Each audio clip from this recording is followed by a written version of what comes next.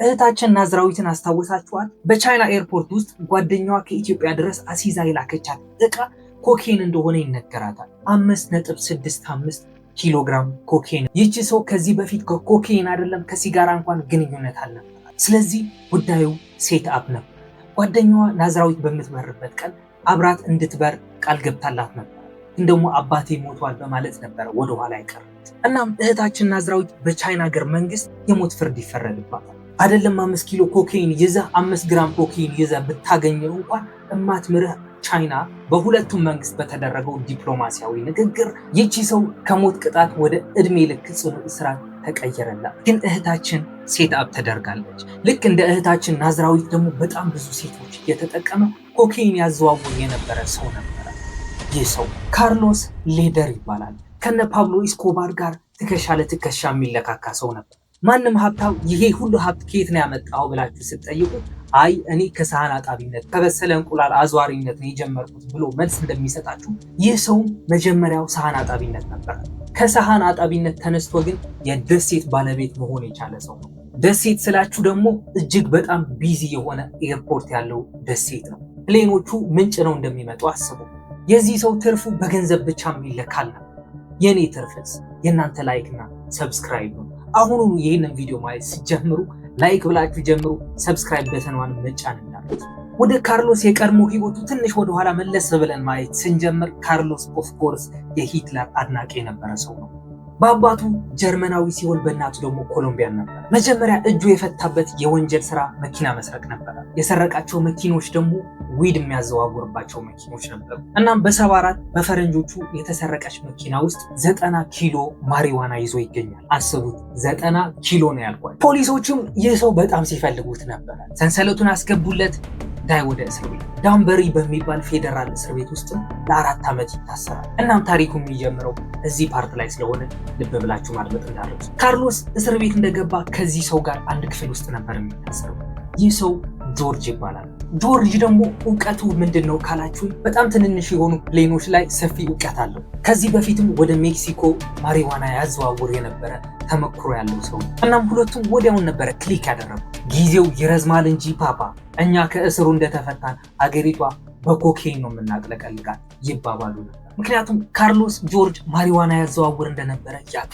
እናም የሆነ ቀን ይኸውልህ ጆርጅ ከዚህ በፊት ኮኬን ምናምን አዘዋውረህ ታውቃለህ እንዴ ይለዋል። ጆርጅም አይ ማሪዋና ብቻ ነው ወንድሜ። እና ካርሎስ እያንዳንዷን የኮኬን ማትስ በደንብ ያስረዳው ጀመር። ይኸውልህ 1 ኪሎ ማሪዋና አዘዋወርክ ማለት ከ1 ኪሎ $500 አተረፍክ ማለት ነው። 1 ኪሎ ኮኬን አዘዋወርክ ማለት ግን $60,000 አተረፍክ ማለት ነው። ጆርጅም በዛን ሰዓት ቀጥል፣ ምክንያቱም ሪስኩ ተመሳሳይ ነው። ጉዳዩ አሁን የገንዘቡ እድገት ነው። ጆርጅም ጉዳዩ በጣም ገብቶታል። ግን ደግሞ ከኮሎምቢያ ድረስ የሚመጣ ከሆነ ይህ ኮክን የምታዘዋውር ፕሌን ደግሞ መሀል ላይ ነዳጅ መሙላት አለባት። ስለዚህ ኮሎምቢያ እኮ ሩቅ ነው ምናምን ይለዋል። ካርሎስም ለዛ ነዋ ደሴት የሚያስፈልገን ይለዋል። እናም ከዛን ጊዜ ጀምሮ ዓመት ከ6 ወር ያ የሚታሰሩባት ክፍል ወለል ላይ ካርታዎች መሳል ጀመሩ። ከኮሎምቢያ እንደመጣ መሀል ላይ የምትገኘው ባሃማስ አይላንድ፣ ባሃማስ ደሴት ላይ ደግሞ ኖርማን ሲቲ የምትባል በጣም ትንሽዬ ደሴት አለ። እሷ ደሴትም ለመሸጥ አቀርባለች። ግን ደግሞ እዚህ ጋር ያልተጠበቀ ነገር ይፈጠራል። ካርሎስ 4 ዓመት ሳይሆን ዓመት ከ6 ወር እንደታሰረ ይፈታል። በ75 የተፈታውን ብቻውን አልነበረም፣ ከጆርጅ ጋር አብረው ነበር ይወጣ። እዛ እስር ቤቱ ፓርኪንግ ላት ላይ ሆነውም ጓደኛዬ ትሆነኛለህ፣ ከአንተ ጋር በጣም ብዙ ነገር እንሰራለን በማለት ይለያያል። የካርሎስ ዓላማ ሌላ ነው፣ የጆርጅ ሀሳብ ግን ተመሳሳይ ነው። ምክንያቱም ካርሎስ ሌላ ነገር እያለ ነው። ይህንን ዓላማ እንዲያስብ ያደረገውና ያስተማረው ጆርጅ ነበር። እናም በ76 በፈረንጆቹ ካርሎስ ይቺ ደሴት ለመግዛት $1,000,000 ለማግኘት ተፍ ማለት ይጀምራል። ወዲያውን የመጣለት ሀሳብም ማያሚ የሚገኘው ኤርፖርት ውስጥ በመግባት እዛ የሚገኘው ባር መቀመጥ ነበር። እድሜያቸው 40-50 የሚደርሱ ሲንግል የሆኑ አሜሪካውያን ሴቶችን በአይኑ መፈለግ ይጀምራል። የጋብቻ ቀለበት ቢኖራቸው ግድ የለውም። አይኑ ላይ የሚያርፉትን በጣም ውድ የሆነ የእጅ ቦርሳ የያዙ ሴቶች ነበሩ። እናም ሄዶ አፕሮች ያደርጋቸዋል። ቆንጂት ይሄ ወንበር ተይዟል? አይ አልተያዘም ተቀመጥ ሲሉት እሱም ተቀምጦ የልብ ልቡን ማውራት ይጀምራል። አብሮ ከጠጡ ከበሉም በኋላ የልብ ልቡን ያደርሳል። የልብ ልቡን ስላችሁ ደግሞ ሌላ አይደለም፣ ስልክ ቁጥራቸውን ይቀበላል። ስልካቸው የሚቀበላቸውም በምክንያት ነበረ። እናቱ ኮሎምቢያዊ ነች አላልኳችሁም? ስለዚህ ኮሎምቢያ የሚመላለስ ነበር። እናም ወደ ኮሎምቢያ ይጠራቸዋል። እዛ ዘና ፈታ አድርጎ በደንብ አስጨፍሮ አብልቶ አጠጥቶ ወደ አሜሪካ ደግሞ ይልካቸዋል። ግን ደግሞ ሲልካቸው የሆነ ነገር አስይዞናል። የኔ ቆንጆ የሆነች ትንሽዬ ሻንጣ አለች፣ ለከዝን ያጎቴ ልጅ አለ፣ ለእሱ እንድትሰጪልኝ ይፈልጋሉ። ቡና ነው፣ የታሸገ ቡና ነው፣ ምንም ነገር የለውም፣ ይዘሽ ሄደሽ ማስረከብ ነው ይላቸው። ቦርሳውም ቡና የያዘ ይመስላል እንጂ ከውስጡ ኮክ አለበት። ስለዚህ በአጠቃላይ 5 ኪሎ የሚደርስ ኮክ በቦርሳቸው ይዘው ወደ አሜሪካ ይገባሉ። ሳክሰስ ሬቱም 98% ነበረ።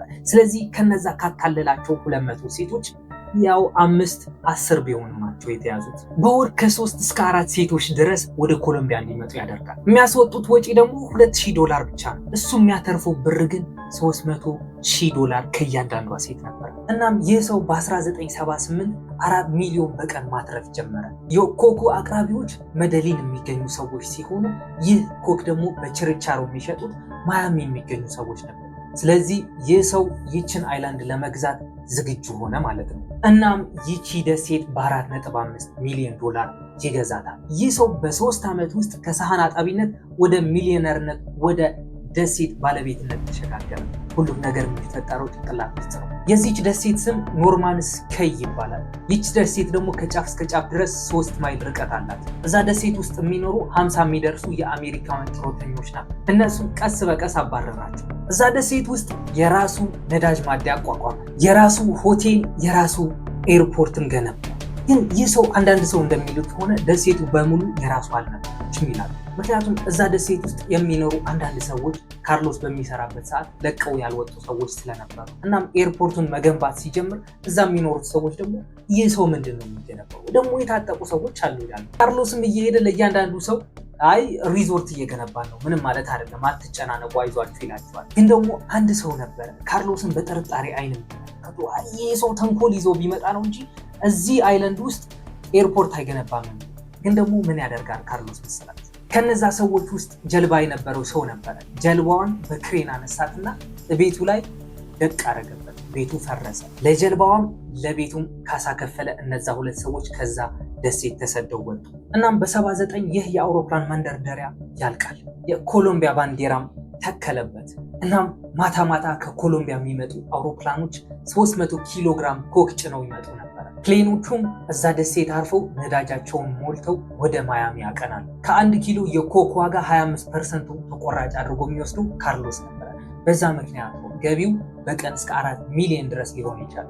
ስለዚህ ወደ ኖቫ ስኮሺያ ወደሚባለው ባንክ ሲሄድ እሱ ባንክ ለብቻው ስፔሻል የሆነ ብር መቁጠሪያ ክፍል አዘጋጅተውለት ነው። ስለዚህ ደሴቷን የምታስገኝለትን ብር እንዴት ላጥፋው እያለ አይጨናነቅም። ሴቶች ከኮሎምቢያ ድረስ፣ ከአሜሪካ ድረስ፣ ከብራዚል ድረስ እያስመጣ የራሱ ፑል አለው። እዛ ዘና ፈታ ይላሉ፣ ብሩም ይበትነዋል። አንዳንድ ሰዎች እዛ ደሴት ውስጥ ይደረግ የነበረው ነገር ሰዶምና ጎመራ ነበር ይላል። ማንም አያዛቸውም፣ እንደፈለጉ ነበር። የዛ ደሴት ደግሞ ቪአይፒ ሰዎች ነበሩ። እነሱም የሜዴሊን ካርቴል ፋውንደሮች ነበሩ። እነ ፓብሎ ኤስኮባር፣ ጆርጅ ኦቻኦ፣ ሆዜ ጎንዛሎ የሚባል ኢቨን ካርሎስን የሜዴሊን ካርቴል መስራች ከሆኑ ሰዎች አንዱ እንደሆነ ይነገርለታል። እናም ማርች ወር ላይ በ1979 እዛ ደሴት ውስጥ ማን እንደመጣ ግን እስር ቤት የተዋወቀው ጆርጅ። ካርሎስም ጆርጅን ትሪት ያደረገበት መንገድ እንደ ጓደኛ ሳይሆን እንደ ቱሪስት ነበረ። እናም ቀጥታ ጆርጅ ደሴቱን ለቆ እንዲወጣ ያሳስበዋል።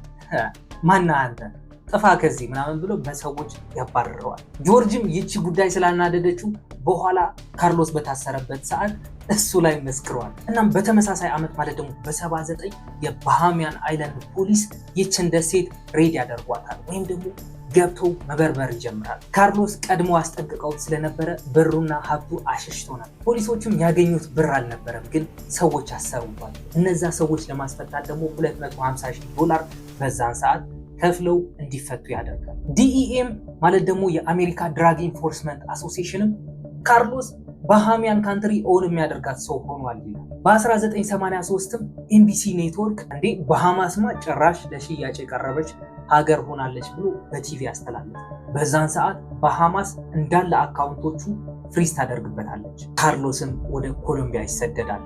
በነበረው ብርም ከዜሮ ለመነሳት ይሞክራል። ፓብሎ ኤስኮባር ሲመለከተውም አንተ ሰውዬ ትጠቅመኛለህ ብሎ አጋዡ ያደርገዋል። ካርሎስ እነዛ ሴቶች እንደ በቅሎ ተጠቅሞ ኮኬይን ከኮሎምቢያ ወደ አሜሪካ ከማሸጋገሩ በፊት ከእስር ቤት እንደወጣ ጆርጅ ጃንግ ነበረ ይህንን ጉዳይ ያስተማረው ብያቸዋለሁ። ከፓብሎ ኢስኮባር የተዋወቀበት ሰዓትም ከ75 እስከ 76 በነበረው ጊዜ ነበር። ቅድም እንደነገርኳችሁ ሜዴሊን ካርቴል አብረው እንደመሰረቱትም ይነገራል። ይሄ አውሮፕላን ተጠቅሞ ኮክን ከኮሎምቢያ ወደ አሜሪካ የማሸጋገር ሀሳብ ለፓብሎ የነገረው ራሱ ካርሎስ ነበር። በዛን ሰዓት ካርሎስ ሎጂስቲክ የሚቆጣጠር ሰው ነበር።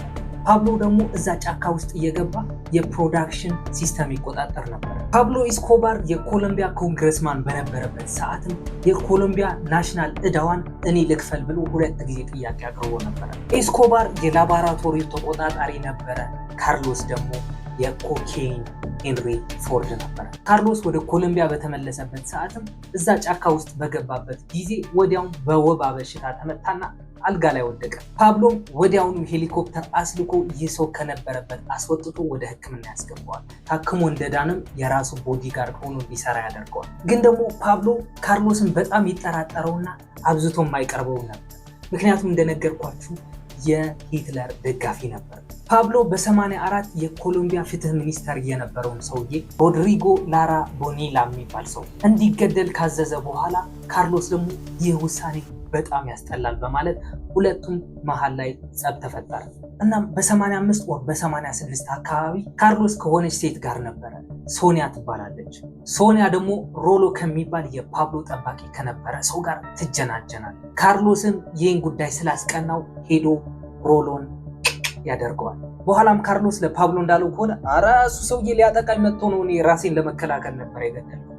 ፓብሎም ቆይ እንገናኛለን ምናምን ሲለው ሌላ ጋርድ ደግሞ የሮሎ ጓደኛ የነበረ ሰው ሽጉጥ አውጥቶ ካርሎስ ላይ ይደቅንበትና አይነህን ገልጠህ ተኛ ይለዋል። እናም በ87 ካርሎስ ከመድሊን በ18 ማይል ርቀት የምትገኘው ሪዮ ኔግሮ በምትባል ከተማ በ18 ቦዲጋርዶች ተከቦ በሴቶች ተጨማልቆ ምናምን ራሱን በጣም ያልሆነ ጉዳይ ውስጥ ከቶ ነበረ። ፓብሎም በዛን ሰዓት ይህ ሰውዬ ያስበላኛል በማለት እጅግ የሚጠላውን ውሳኔ ወሰነ። እናም ፌብሩዋሪ 4 ላይ በ1987 ፓብሎ ለኮሎምቢያ አውቶሪቲስ ወይም ደግሞ የህግ ሰዎች ካርሎስ የት እንደሚገኝ ኤግዛክት ሎኬሽኑን ይሰጣቸዋል። እናም እነዚህ የህግ ሰዎች ደግሞ 200 ወታደሮችና ሄሊኮፕተሮች ይዘው ካርሎስ ወደሚገኝበት ቦታ ይገባሉ። ግን ትንሽ ቶክስ ተለዋውጠው ነበረ። ካርሎስ ግን በዛን ሰዓት ጠጥቶ ሃንጎቨር ላይ ስለነበረ ምንም መጣላት አልቻለም። ራሱን መከላከል ሳይችል ወዲያውኑ በቁጥጥር ስር ይውላል። በ48 ሰዓታት ውስጥም ወደ አሜሪካ ይላካል። በ1988ም የአሜሪካ ጠቅላይ ፍርድ ቤትም ካርሎስ በ130 ዓመት እንዲታሰር ይፈርድበታል። ግን ደግሞ 33 ዓመት ከታሰረ በኋላ የሆነ ጊዜ ላይ የሰራው ወንጀል ነበረ። ስለሱ ወንጀል ደግሞ ተናዘዘና ያ የቀረውን ዓመት ተቆረጠለት። በ2020 ሊፈታ ሆነ። በዛን ሰዓት የአሜሪካን መንግስት ምን እንዳደረገ ታውቃላችሁ? ወደ ጀርመን ላከው፣ ተጠረዘ። እናም በ2024ም የህይወት ታሪኩ የሆነችው ላይፍ ኤንድ ዴይዝ ኦፍ መደሊን ካርቴል የምትል መጽሐፍም አሳትሞ ነበር። እናም ካርሎስ ከደሴት ባለቤትነት ወደ ተረሳ እስረኛ ይቀየራል። አሁን ግን ጀርመኒ ውስጥ በነፃነት እየተንቀሳቀሰ ይገኛል። እናም እስካሁን ድረስ የለፈለፍኩትን ነገር ከተመቻችሁ ኦፍኮርስ ይመቻችኋል። ይህንን ቪዲዮ ላይክ ማለት እንዳረሱ፣ ቻነሉንም ሰብስክራይብ አድርጋችሁ የበኩላችሁን አስተዋጽኦ አድርጉ። ቀጣይ ደግሞ ባበደ ስቶሪ እስክንገናኝ ድረስ ሰላማችሁን ያብዛልኝ። ይመኝ